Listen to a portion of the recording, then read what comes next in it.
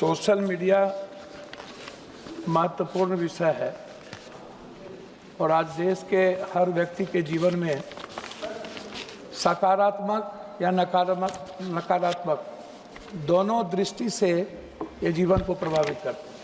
इन्हें ब्राज़ील या अन्य कंट्री से कई देश के लगभग सिंगापुर, फिनलैंड, अमेरिका, यूएसओ ने डिफेक्ट सुरक्षा मॉडल को लागू किया, जहां पर एप्पल, गूगल जैसी आजकल इंटरनेशनल बातें करते हो बिहार से निकल के।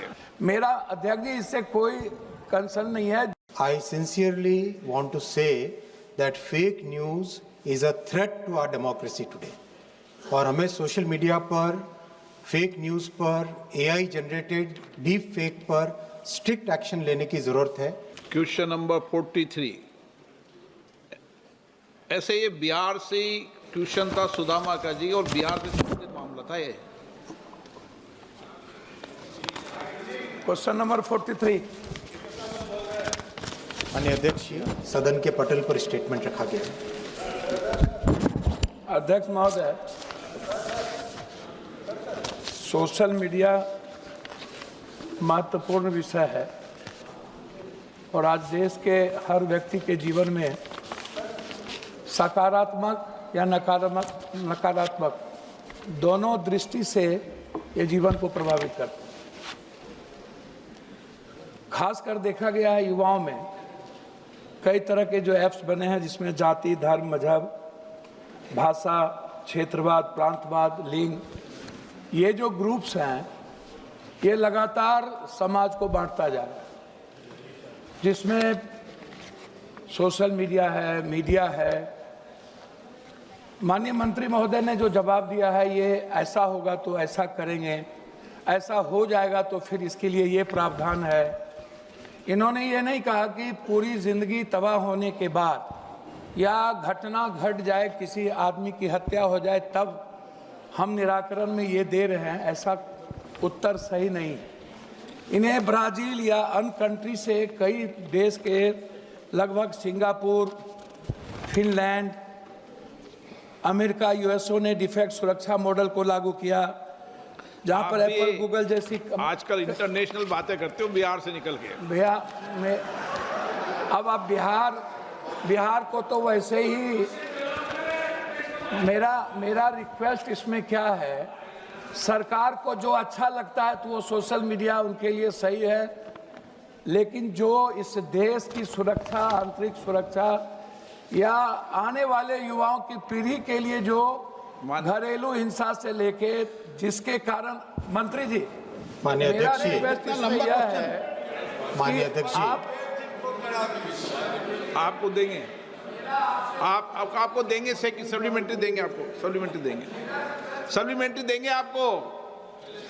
माननीय अध्यक्ष जी, सोशल मीडिया और फेक न्यूज़ के बारे में जो विषय माननीय सांसद जी ने उठाया है वो वाकई एक बहुत ही चिंताजनक विषय है। I sincerely want to say that fake news is a threat to our democracy today. और हमें सोशल मीडिया पर फेक न्यूज़ पर AI जनरेटेड डीप फेक पर स्ट्रिक्ट एक्शन लेने की ज़रूरत है।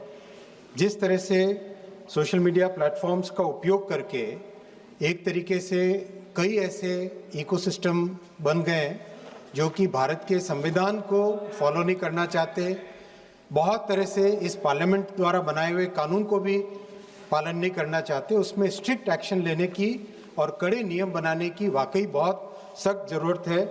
हाल ही में कुछ नए रूल्स भी बनाए गए हैं। विदिन 36 आवर्स टेक डाउन करने की एक नए रूल अभी हाल ही में बनाया गया है। AI जनरेटेड डीप फेक्स को आइडेंटिफाई करके उसके ऊपर एक्शन लेने का भी नया रूल ड्राफ्ट पब्लिश किया गया है। Consultation is currently going on.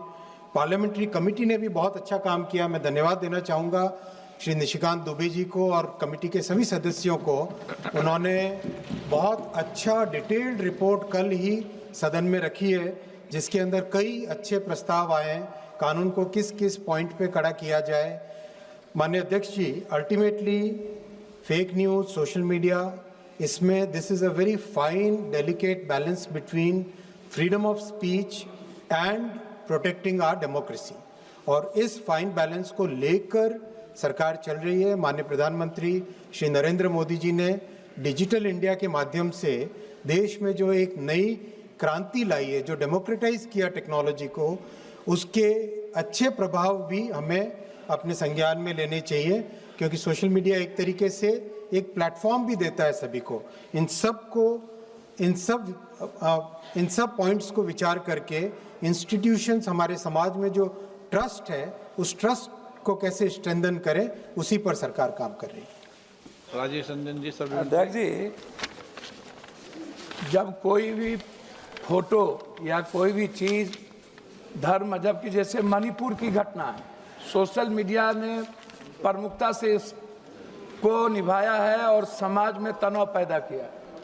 कोई भी फोटो अपलोड करने के पहले, जैसे एआई में टाटा या बड़े बिजनेस में, ये प्रश्न पूछो आप। मैं वही कह रहा हूं अध्यक्ष जी कि जो लगातार मैं उसी बात, जैसे सट्टेबाजी की, महादेव ऐप जैसे मामले में बड़े स्टार्स और इन्फ्लुएंसर के युवा गैमलिंग सिखाया, कारण कर्ज में डूबे युवाओं को 18% आत्महत्या की वृद्धि हुई है। मेरा अध्यक्ष जी इससे कोई कंसर्न नहीं है। देश के युवा, आने वाला जो युवा है और जो सामाजिक और पारिवारिक स्थिति है, उसमें समाज में तनाव बढ़ता जा रहा है। मेरा प्रश्न सिर्फ इतना है कि हम किसी भी चीज़ों को जब किसी भी चीज़ों पर अपलोड करते हैं और बाद में वो न्यूज़ चैनल उसको उठा करके जिस तरीके से गलत तरीके से समाज में भ्रम को पैदा करता है, उसकी कोई ऑथेंटिसिटी नहीं होती है, उसकी कोई सत्यापन नहीं होता है। अच्छा, उसको डालने के पहले किसी से परमिशन लेना चाहिए कि नहीं, ये होगा कि नहीं, तो इस पर किसी भी तरह की कोई कार्रवाई नहीं है। कठोर कार्रवाई हो, ये मेरा रिक्वेस्ट है। कठोर कानून बने और किसी भी तरह के गलत वीडियोस को डालने के पहले माननीय अध्यक्ष उसके जी, बारे में जरूर कोई कानून।